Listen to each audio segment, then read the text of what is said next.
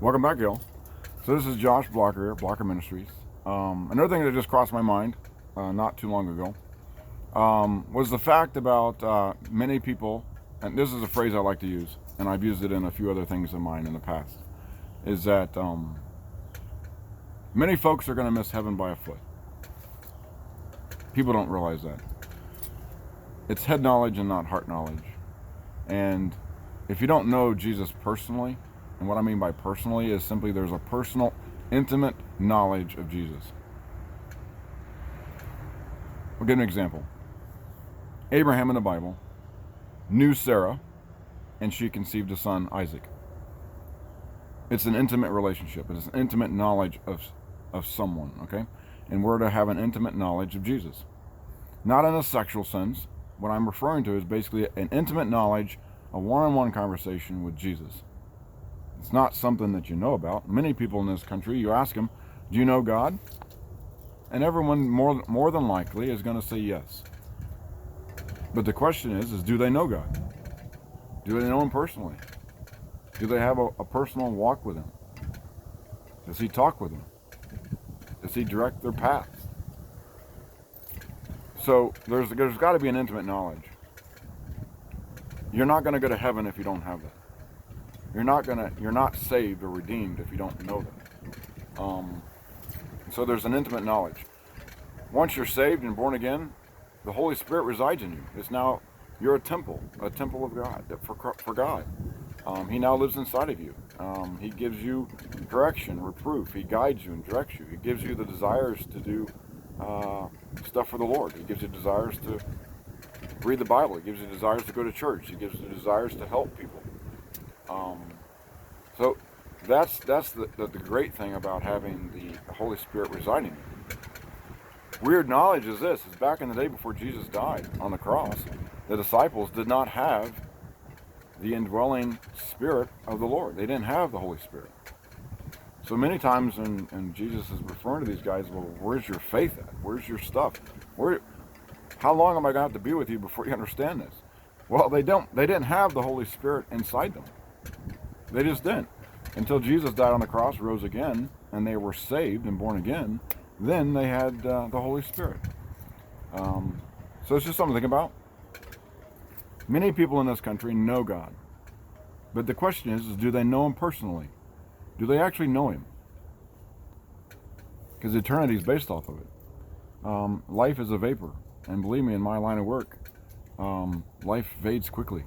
And one moment you're standing around talking to somebody, and the next moment they're dead. I've had many situations like that. So, life is quick. Life is fast. We don't have a guarantee for tomorrow. We don't have a guarantee for the next hour. We don't have a guarantee for the next second or minute.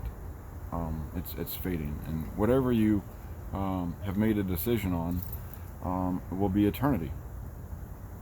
And so the Lord is going to reveal Himself to everyone. Nobody's going to go to hell without knowing, at least some way, shape, or form, the truth. God doesn't send people to hell. He just doesn't. Hell was not created for man. Hell was created for Lucifer, Satan, and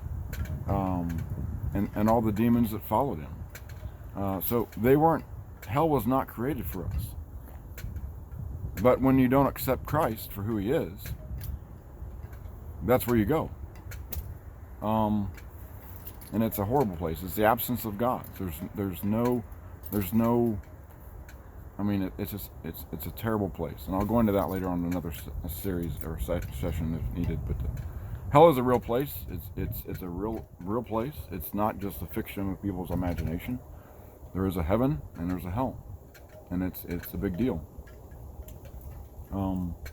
I've been on several different death scenes in my line of work and my job, and you're on certain scenes, and you can just tell when you have somebody passing that's not saved, and they don't have that assurance of salvation. In their final moments of passing, I've actually seen it to where they're holding on to the bed rails, they're holding on to whatever they got, and they're screaming, or they're looking up at this whatever is coming at them, and they're screaming, "Don't let it take me! Don't let it take me!" And they see something, and it's not pretty, and it's coming to get them. And then they pass, and you can just tell that it's like, wow, that sucked. There's something there. Then you run on the other situations where you have a death scene, and this person's passed away, and he's just before he passes or she passes, and they're a true believer of the Lord, and you can tell that through their life and through family and so forth. And they're sitting there, and they're passing as they go, and they take their last breath or so. The last words out of their mouth are Jesus. They got a smile on their face. They're not afraid. And then they take their last breath, and it says in the scriptures that our last breath, or basically our last breath, absent from this body, is immediate presence with the Lord. And so, it's real. Heaven's real. Hell's real. And if you don't know Christ and if you haven't made a decision, then you've made your choice. God sends nobody to hell, but you do. You send yourself. And so, it's one of those serious things. I mean, we go through life and we're not guaranteed tomorrow at all, period. One of the best lies that Satan's ever told anybody is that you have time. You've got time. You don't have to make a decision for Christ today. You can do it tomorrow. And he knows you're not guaranteed tomorrow. And so you're wasting time is the worst thing you could do. The time is now to make a decision. The time is now. So don't hesitate. Don't waste time. Make a decision for Christ. It'll be the best decision you ever made. Promise you.